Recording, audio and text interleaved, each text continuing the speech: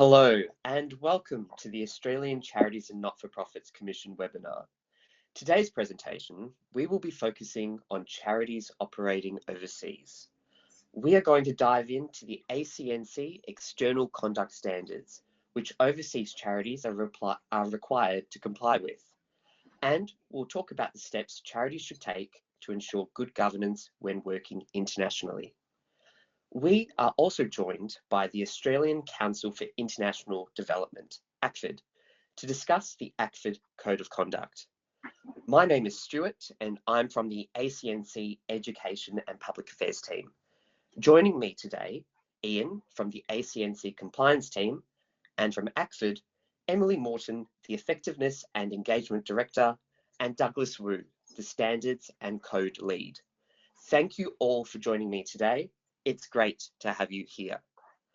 Before we start, I would like to acknowledge the traditional owners.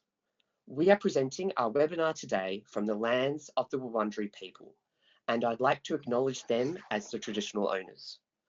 I would also like to acknowledge the traditional custodians of the various lands on which everyone else is joining us from, and I pay my respects to elders both past, present, and emerging. So, just before we begin, I'll cover off some housekeeping details here. If you have any issues with the webinar audio, you can try listening through your phone. You can just call the number listed in the email that you have received when you signed up, and there'll be an access code there, and you can listen in that way. We also have some wonderful colleagues working behind the scenes today. That's Gabby, Jacinta, and Mei Lee, who are going to be answering some questions in the background as they come through. So feel free to type in a question or two in the GoToWebinar interface.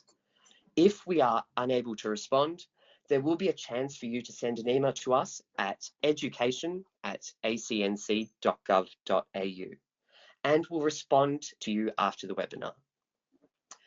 Just so you know, we are recording this webinar today, and the slides and the recording are going to be available on our website at some stage in the next few days. We will also send out an email to everyone who registered today to give them a link to the recording and some of the other resources that we refer to today. We might mention some of the website's links during today's webinar, and if we do, we'll drop them in the chat as we go along so you can see. And finally, we'd really like to grab some feedback if you'd like to provide it. There's going to be a little survey after the proceedings today that will probably take you around 20 seconds to complete. If you want to go and answer a couple of those questions, we'd really appreciate that. Okay, let's get to it then. The reason why we are all here. Today, we will be covering what are the external conduct standards and who needs to comply, how to meet those standards, the ACFID Code of Conduct, tips for operating overseas, and we'll be also answering some of your questions at the end of the session. I'd like to start with you, Ian. Can you give us a brief overview of the external conduct standards? What are their primary objectives and how do they align with the ACNC's overall mission? Thanks, Stuart. Yeah, happy to answer that question. I'd just like to start by thanking everyone for attending today's webinar, and I'd also like to thank Emily for attending to provide ACFID's perspective and information about their code of conduct. So the external conduct standards, they govern how a registered charity must manage its activities and resources outside Australia. From the ACNC's perspective, understanding and complying with the external conduct standards supports charities to operate in a way that enhances public trust and confidence. Our regulatory approach supports charities through education and guidance to comply with their obligations so they can do their best work to deliver overseas aid. The ACNC understands the work that charities do to support overseas aid is important work. The external conduct standards establish principles for good governance to ensure that charities operating overseas effectively achieve their purpose. So we're going to run through each of the 4 external conduct standards, and I'll discuss the steps charities can take to meet each standard. In terms of practical steps, I'll mention the self-evaluation tool the ACNC has available for charities operating overseas. This is a great tool to allow charities to do a self-evaluation to understand what governance might be suitable for them. But first, let's discuss which charities need to comply with the external conduct standards. Okay, so charities that need to comply with the external conduct standards. This is charities that operate outside Australia, even if the overseas activities are just a minor part of its work. It also includes basic religious charities if they operate outside of Australia. Even though they don't have to comply with the ACNC governance standards, basic religious charities are required to comply with the external conduct standards. So the external conduct standards apply to charities of all sizes, large and small, and the overseas activities don't need to be a significant proportion of a charity's overall activities. If a charity is operating overseas, it needs to comply with the external conduct standards. So let's talk a little bit about what it means to be operating overseas. Okay, operating overseas includes overseas programs or projects, whether they're large or small. It includes sending staff, volunteers or beneficiaries overseas. It includes working with third parties overseas, or what might be referred to as partners. And it includes sending money overseas, even small amounts of money. So just on that last point, a charity might not be physically going overseas, might not be sending staff overseas, but if it's actually sending money overseas, that is considered operating overseas. Thanks, Ian. Yeah. Oh, no, sorry, Ian. Thanks, Ian, for that. Do you want to just briefly guide us through what the external conduct standards are and how you can meet those external conduct standards? Yeah, absolutely. And we can start with External Conduct Standard 1. That's a good place to start. So External Conduct Standard 1 covers the activities and control of resources. So charities need to take reasonable steps to ensure overseas activities are in line with the charitable purpose and their not-for-profit status. So there's two elements there. The first one's the activities. Charities need to make sure that the programs and projects align with their charitable purpose for which they've been approved. The second element there is the control of the resources. So that's where the governance comes in, to make sure that charities are accountable for the programs and projects that they're undertaking. The money's being spent the right way and the governance is in place to control how the projects are delivered. If we go on to the next slide, we'll talk about how to meet External Conduct Standard 1 and some of the things that charities can consider.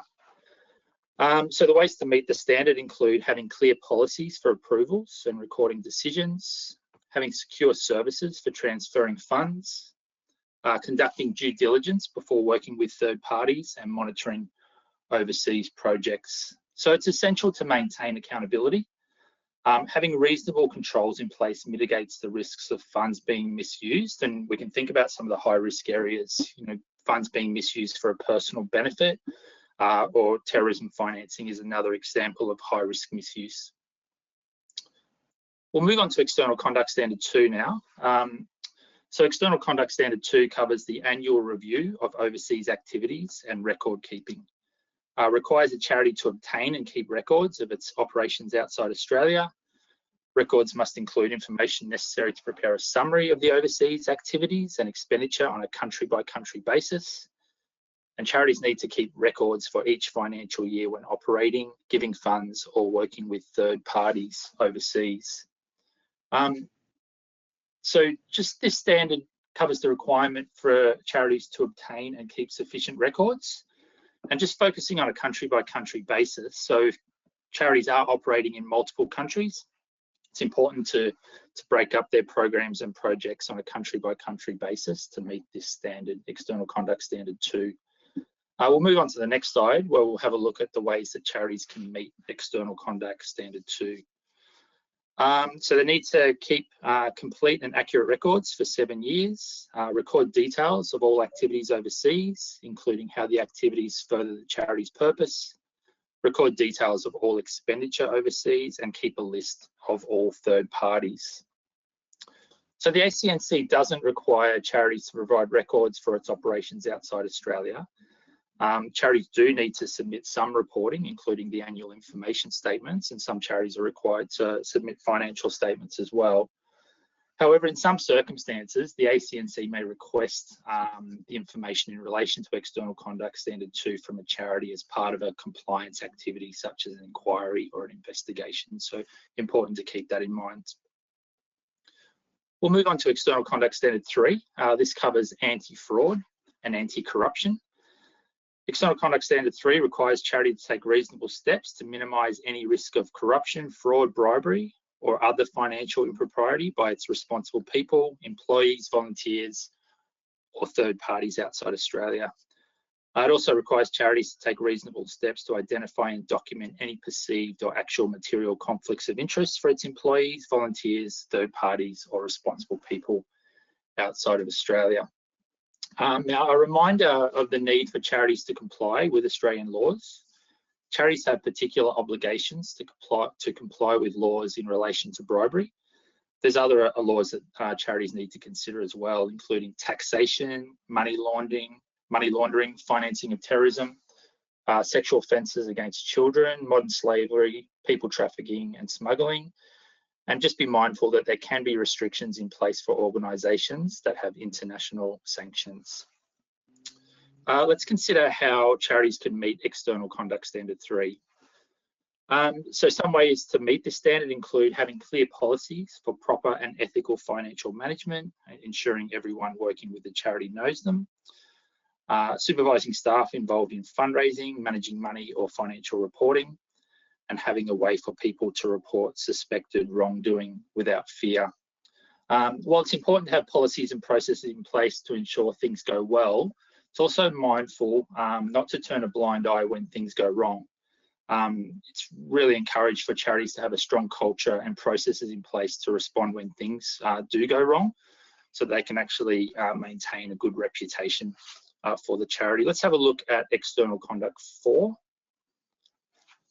External Conduct Standard 4 covers the protection of vulnerable individuals. So charities need to take reasonable steps to ensure the safety of vulnerable individuals overseas, including vulnerable beneficiaries, employees, or third-party contractors.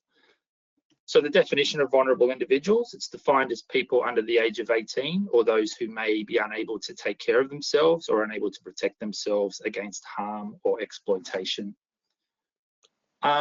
So this is another example where charities have obligations under Australian laws in relation to people trafficking and prevention of sexual exploitation. Move on to consider the ways that charities can meet External Conduct Standard 4. This includes developing a policy or a code of conduct for protecting vulnerable individuals, prioritising the safety of vulnerable people when selecting third parties or partners that you're working with overseas, and ensuring staff and volunteers are suitably qualified in safeguarding vulnerable people and properly supervised when working with them. Yeah, such an essential point, that last one about getting suitably qualified staff and making sure that you do the necessary checks to identify that the staff are suitably qualified and appropriate to work with your organisation. So just commenting on this a little bit further, in 2023, the ACNC conducted a number of compliance reviews focused on charities working overseas with vulnerable children. We identified a deficiency with some charities, particularly smaller charities that relied entirely on the overseas partner to do the right thing. A common response when charities were asked about compliance with External Conduct Standard 4 was, the overseas partner does that. While it's true that the overseas partner will run the programs, External Conduct Standard 4 requires the Australian charities themselves to take reasonable steps.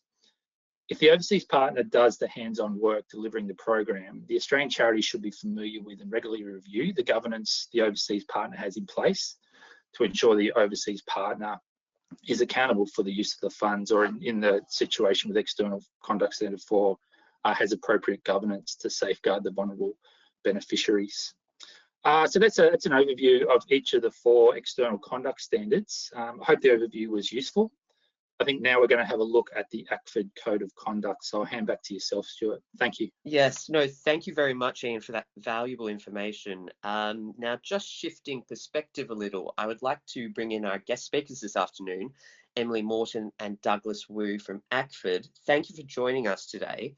Emily, can you tell us what the Australian Council for International Development is and what the Code of Conduct entails?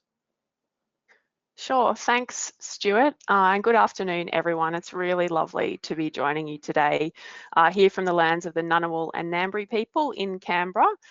As Stuart said, my name is Emily Morton and I'm the Director of Effectiveness and Engagement at the Australian Council for International Development, or ACFID. So ACFID is the peak body for Australian NGOs that are involved in international development and humanitarian action. So we have a couple of key roles. We help to lead change and influence policy that relates to Australia's aid program. We do this through advocacy to government, and we also set standards for the Australian NGO sector through the ACFID Code of Conduct, which I'll speak a little bit more about shortly. And as a membership organisation, we also focus on bringing our members together and building relationships, including providing a learning program and opportunities for our members to collaborate with other organisations. So ACFID currently has 128 full members and 21 affiliates, and these include large household name NGOs you might be familiar with, as well as smaller single issue or country specific organisations, and a lot of faith-based organisations as well. So our members work across all sectors, and over half are small to medium organisations that disperse under $1 million to international development projects. So we have a really diverse mix of members. All ACFID members work overseas, usually through partner organisations or those third parties we've been talking about, or also delivering programs themselves. So you can see in this image that our members primarily work in Southeast Asia, East Africa and the Pacific. And this map comes from an NGO aid map, which we host on our website. So if you're interested, you can go and have a look, search and see which ACFID members are working where. Potentially, if you're working in a particular country and you're looking to see who else is there, this is a really useful resource and shows you what sectors they're working in and even the specific projects as well. So you can find that on ACFID's website. So there are lots of reasons why organisations might choose to join ACFID, and some of them are listed here. So some of our members are really interested in our work in advocacy and engaging more with government, while others want to strengthen their networks with other like-minded NGOs. So for many organisations, one of the main reasons they join is the ACFID Code of Conduct. So meeting the standards in the ACFID Code helps them to demonstrate to their supporters and donors that they're meeting good practice standards. And it also gives them a bit of a benchmark to help improve their accountability and effectiveness. So the ACFID Code has been around for more than 25 years. It's a voluntary and self-regulatory standard. So this means it's developed by the sector for the sector. And the main responsibility for compliance rests with the ACFID member. So organisations can choose to join ACFID and therefore choose to meet the standards in the code as well. The code is owned by our members, not ACFID. And if we can keep clicking through, any changes to the code can only be made by agreement from our members. So the code itself is not set by ACFID, and it reflects the shared understanding of what accountable and effective practice when working overseas looks like. So to hold ACFID members to account, the code is supported by an independent complaints handling mechanism. So anyone can make a complaint if they believe that an ACFID member has breached the code, and you can find more information about this on our website. Meeting the standards in the code is a really core part of ACFID membership, and organisations have to demonstrate and commit to meeting the code as part of their membership application, and then through annual reporting to ACFID as well. But it's important to note that while all of our members do have to meet the code requirements, the way that they do this can differ, and it is commensurate with the sort of size and scope of their activities as well. So it will look really different depending on the different organisations. So we wanted to share just a short video, hopefully it will work, just to explain a bit more about the code from the perspective of our members. So thanks, team.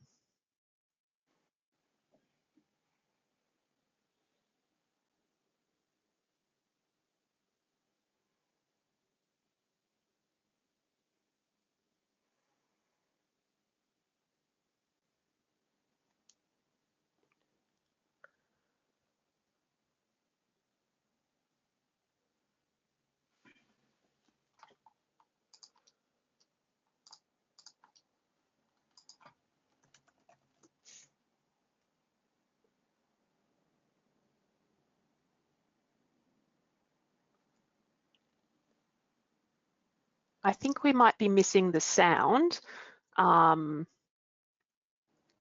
So I'm happy to keep going, or we can jump Yes, back. I think that's best. We'll put a link in the chat of the YouTube video, Emily. Sorry for that. Yes. No problem. Thanks, Stuart. All right, so continuing on, then what does the ACFID code itself cover?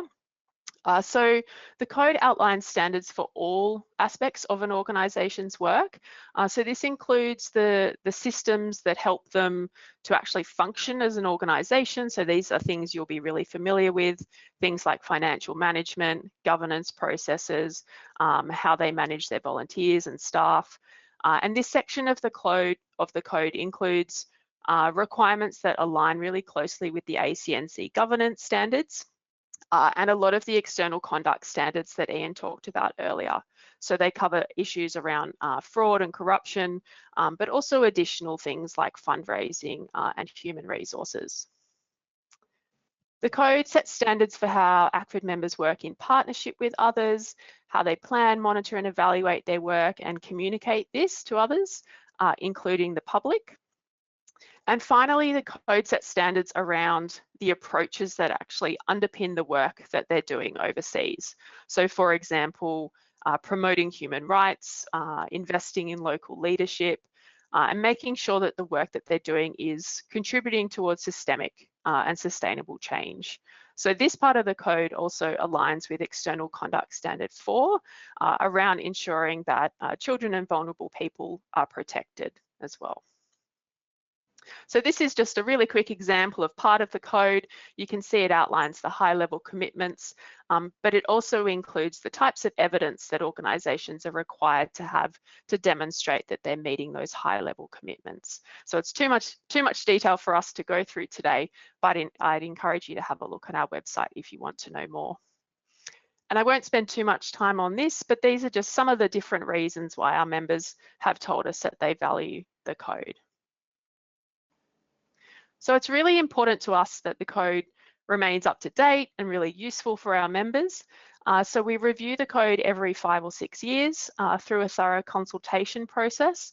And this includes input from those outside the membership, including the ACNC, our partners and networks overseas, and the Department of Foreign Affairs and Trade as well. And the most recent version of the code was launched just a couple of weeks ago, following an 18-month review process. And we were really pleased to have the ACNC Commissioner, Sue Woodward, launch the revised code with us. So through the consultation process, we looked at a lot of the emerging issues that are facing our members and the communities that they're working with overseas. And it was also an opportunity, I guess, to streamline some of the code requirements as well and look at how they align with other standards. So some of the changes that have been made aim to strengthen how our members are responding to critical issues. So you can see a couple of them coming up here. So for example, ACFID members are now required to think about and respond to risks associated with climate change and also commit to minimising their carbon footprint. And this was in response to realising that this is such an essential issue that is facing many of the communities that our members are working with overseas. Racial justice is another important issue affecting the sector, and ACFID members have agreed that they will now provide training in issues related to diversity and anti-racism and make sure their HR policies cover equity, diversity and anti-racism. So we're conscious that these changes and meeting these standards requires effort and input from our members. So a big part of ACFID's role is providing resources and guidance to help them actually meet these standards as well. There's also a big focus in the sector on investing in local decision making and engaging in equitable partnerships with those that we're working with overseas. So ACFID members will need to demonstrate how they're doing this as it's relevant to their operating context and the partners that they work with. And then the code continues to be strengthened. This is a really important area for us, as it is in the external conduct standards, to make sure that we're protecting individuals and communities from harm. And a subset of ACFID members are required to join the International Misconduct Disclosure Scheme. So this scheme aims to prevent the movement of perpetrators of sexual abuse between organisations, particularly in high-risk settings such as humanitarian responses. But if you're interested in knowing more about the scheme, they have a website, but you can also get in touch with ACFID as well. And finally, we also made some changes that would ensure that the code remains up to date with other legislative and regulatory requirements. So we aim to avoid duplication, but give our members confidence that if they're meeting the code, they're also meeting other standards. So in terms of the ACNC standards, if a charity complies with the ACFID code, then it's very likely to meet the external conduct standards. And we've been working together with the ACNC team to map the revised code and the external conduct standards and the governance standards. And this mapping can be found on the ACNC website and gives our members and other organisations who are thinking about that alignment a really good starting point. So before I finish my section, just one of the key messages I wanted to leave with you is that there are a lot of resources freely available through ACFID's website. So our aim through the code is to help improve the standards and practice across the broader international development sector, including organisations that aren't yet ACFID members. So if your organisation is operating overseas or you're thinking about doing so, ACFID's website has an extensive good practice toolkit which outlines the standards in the code, but also has a huge number of curated resources and guidance as well. And this includes lots of examples from our members, as well as specific policy guidance developed by ACFID and others. So I know the ACNC has some excellent resources, and we link to many of them, but these are maybe some that you haven't seen before. So you can access the Good Practice Toolkit. There's a QR code there on the screen if you've got your phone handy, or there's also the link up there as well. And ACFID also has an e-learning platform called Learn with ACFID, and nearly all of our courses are freely available to anyone. And in particular, our Introduction to Safeguarding course is translated into 11 languages. So if you are operating overseas or you have volunteers or partners working over there, you might like to have a look, and it might be available in a language, in their first language as well. So that brings me to the end of this overview of the code in ACFID. Our contact details are on the screen, so if you do have any questions about ACFID or the code, please get in touch. And we wish you all the best for the excellent work that you are doing. So thanks, Stuart. I'll hand it back to you. Thank you very much, Emily, for outlining the code and the work ACFID does. I might just bring Ian back into the conversation. This sort of links back to general advice concerning organisations, potentially small charities, working in times of crisis such as natural disaster and conflict, where resources can be very limited. So Ian, what practical advice would you give to help small charities remain compliant without becoming overwhelmed? Thanks, Stuart. Yeah, certainly we appreciate that smaller charities would not have the resources available to implement the sophisticated governance that larger charities would have in place. But it's important, it's still very important that smaller charities take reasonable steps to comply with the external conduct standards. So there should be a reasonable level of planning and assessment to ensure the overseas aid that the smaller charities are providing will support the charitable purpose. I'd recommend that charities use the self-evaluation tool for charities that we have available on our website, and I do note the good practice toolkit that Emily referred to that's available on the ACFID website as well. So there are resources available to support small charities. They don't have to start from scratch. So that self-evaluation tool for charities operating overseas, it helps them to self-assess their compliance with the external conduct standards, and also identify areas where they may need to strengthen their governance. It's really important to take that step to invest in governance. Implementing simple but effective measures to develop a culture of accountability is really important to ensuring compliance with the external conduct standards.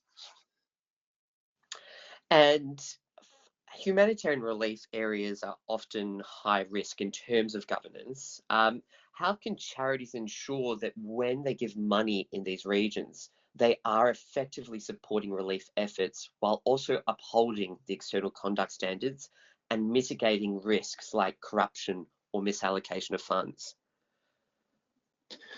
Yeah, I think it goes back to that culture of accountability, not blindly trusting overseas partners that they work with, but taking those reasonable steps to ensure that they can actually get those records they need to be able to demonstrate that the funds they are providing to overseas partners or the projects or programs that they're implementing are done so in a way that complies with the external conduct standards.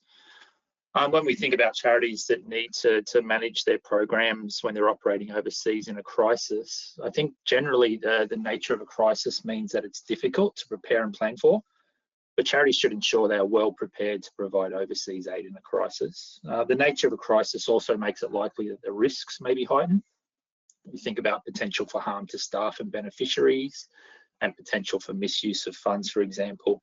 So it's important to ensure that charities are prepared for this and have good governance in place to support their overseas operations. So yeah, it's all about those reasonable steps. I wouldn't refer to it as being flexible, but certainly we need to think about what charities should consider are reasonable steps in relation to the conditions they're working in. And this will vary depending on the individual circumstances. And just, I've got another question on sending money overseas. For charities that operate within Australia but fund activities in humanitarian relief areas overseas, how do the external conduct standards apply? Are there any specific governance considerations these organisations should keep in mind when giving money to a specific region? Yeah, certainly. So I think the short answer to that is yes, the external conduct standards do apply when you're working with a third party or partner overseas. The governance would change depending on how you're actually operating overseas. So we might think about the larger charities that actually, send staff and volunteers overseas to implement projects and programs. You think there would be like a high level of policies and procedures to govern those activities. If you contrast that to charities that are sending funds overseas to a partner organisation, a lot of the hands-on work would be delivered by the partner organisation, but that doesn't mean that charities shouldn't be accountable. They need to have those measures in place to ensure that the overseas partners are doing the work in a way that supports their charitable purpose and allows compliance with the external conduct standards. So accountability is really important when complying with the external conduct standards, and it will help assist to mitigate the risks of funds being misused. Just reiterating that good governance supports charities operating overseas to keep on track and avoid the risks associated with funds being used for things like personal benefit or even terrorism financing. And you've just tapped into something that was going to be my final question, and that was working with third parties.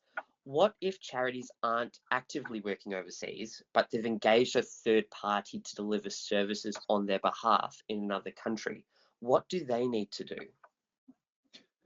Yeah, so this is a good slide to finish the discussion on, as it reiterates a high-risk area for Australian charities operating overseas. And I hope the message has been clear that even if Australian charities are merely sending funds overseas to a third party or partner organisation, the external conduct standards certainly do apply.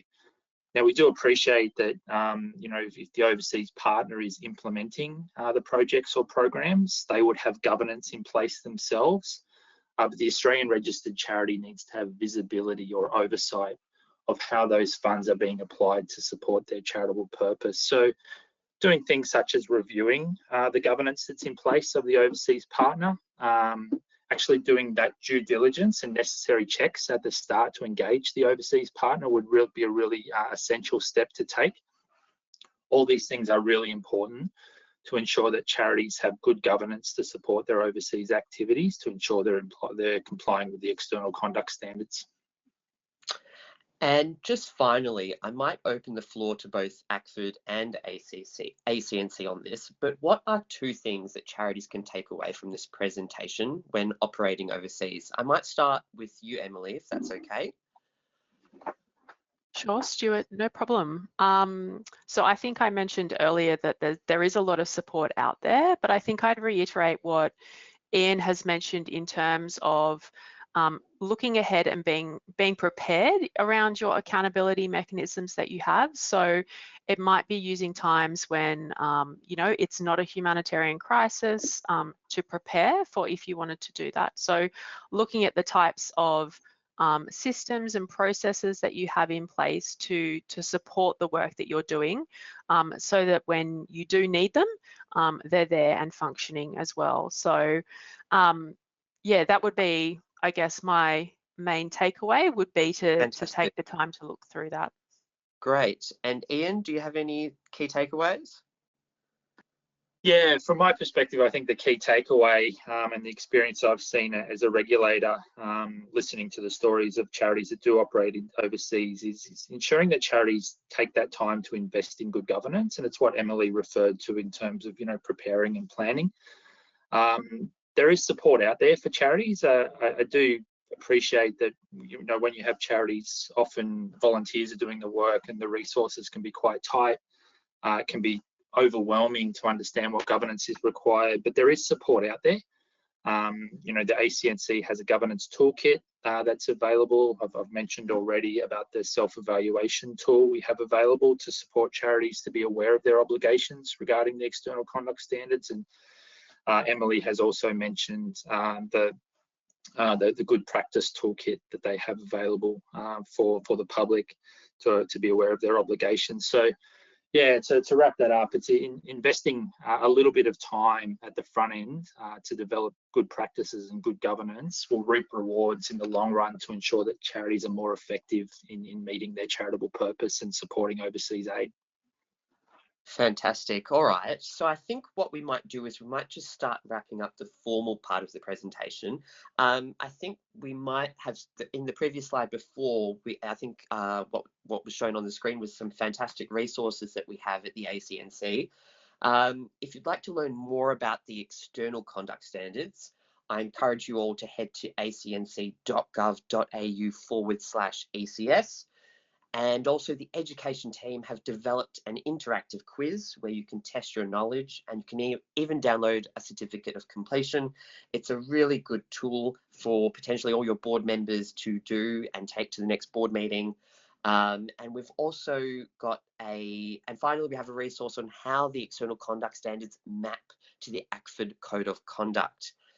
Additionally, if you'd like to learn more about ACFID, I encourage you to head to acfid.asn.au/code of conduct. And additionally, there is a good practice toolkit on your screen, as well as the e-learning modules that Emily highlighted throughout her presentation. All right. So I think we just have enough time to answer some of your questions. One that has recently come through, which I think I might pass to you, Ian, is do the requirements apply only to charities registered in Australia, or do the requirements also apply to overseas charities as well? Yeah, thanks for passing that question on, Stuart. So the external conduct standards only apply to Australian registered charities who are registered with the ACNC. So that's where the obligation lies. However, we do understand that a lot of the programs and projects are delivered by overseas partners. While they're not immediately accountable for the external conduct standards, it's the Australian registered charity that works with those overseas third parties that need to comply with the external conduct standards. So, you know, throughout the presentation today, we've been talking about reasonable steps that the Australian registered charities can take when they work with overseas partners to do the due diligence and ensure that the appropriate governance is in place to comply with the external conduct standards. Fantastic. And I think I've just got a final one for you, Ian. Is both the ACNC external conduct standards and the ACFID code mandatory? So the external conduct standards, my understanding is that they are mandatory. So Australian charities that are registered with the ACNC must comply with the external conduct standards. They are principles based, so we do acknowledge that. but certainly to maintain registration, it is important that Australian registered charities comply with the external conduct standards. Failure to comply with the external conduct standards can be grounds for a loss of charity registration or revocation of registration. Of course, that's in the context of our regulatory approach, where in the first instance, we would support charities who are willing and able to comply with the external conduct standards to get them back on track. However, where there is significant and persistent serious non-compliance, that's when we start to talk about, failure to comply with the external conduct standards. It can be serious, and it may result in charities losing their registration. So from that perspective, yeah, they are mandatory. Fantastic. All right. Thank you for that, Ian. So I guess that wraps up today's webinar. We've got a few ways you can stay in touch with us, which you can see on your screen at the moment. Our monthly newsletter, which I encourage you to subscribe to, which has some fantastic resources. We also have some fantastic web guidance on our website where you can access past webinars and podcasts. And finally, if you'd like to contact us, you can via the web address on your screen. Additionally, we're on various social media platforms, so please follow us on those various websites. Thank you very much for coming along today. Special thanks to our guest, Emily Morton from ACFID, as well as Ian from our compliance team. Additionally, I'd like to thank Jacinta, Gabby and May Lee for doing the wonderful work behind the scenes to facilitate this webinar this afternoon. Feel free to join us on future webinars that are coming up, which you can sign up for on our website when they become available. So that is all from us. Thank you very much and have a great day.